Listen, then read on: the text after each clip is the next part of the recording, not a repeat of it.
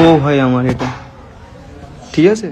শফিক এখন কোথায়, কি করছে এবং কেমন আছে, চলুন শফিকের নিজের মুখেই শুনে নেওয়া যাক।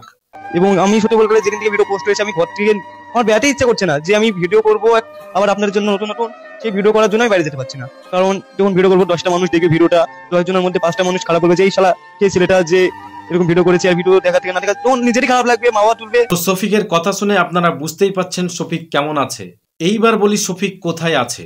ঠিক আছে, কেউ গালাগালি করো না তোমরা প্লিজ। দেখবেন ভাই, তোমার লজ্জা লাগে?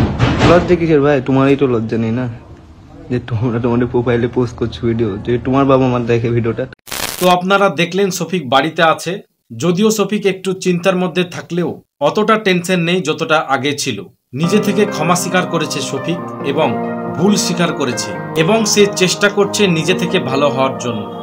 আর তাই আপনাদের কাছে আমি হাত জোর করে বলছি, যদি পারেন তাহলে আমাকে ক্ষমা করে দেবেন।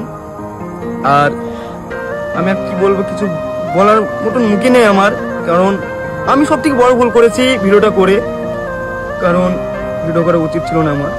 তো যাই হোক, ভিডিওটা করে ফেলেছি, পারলে আপনারা আমাকে ক্ষমা করে দেবেন। তো আপনারা সবাই ভালো থাকবেন, সুস্থ থাকবেন। আর আপনারা যদি চান যে আমার নতুন ভিডিও দেখতে, তাহলে অবশ্যই কমেন্ট করবেন। আর কিছু কিছু ভাই দেখে, বোন দেখে বলছি, প্লিজ আমাকে ক্ষমা করে দেবেন। আর কিছু কিছু ভাইয়েরা আমার ভিডিওটা খুব পোস্ট করছেন, তো তাদেরকেও বলছি ভাই তোমরা ভিডিওটা পোস্ট করো না। আর কি বলবো, কিছু বলার নেই। তো তোমরা ভালো থাকো। তো আমরা একটা আশা করতেই পারি পরবর্তী সময় শফিক আর এই কাজ কোনোদিন করবে না। তো এতে আপনাদের কি মতামত অবশ্যই কমেন্টে জানান। আরেকটি কথা বলে রাখি, শফিকের একটি নতুন সিনেমা আসছে খুব শীঘ্রই।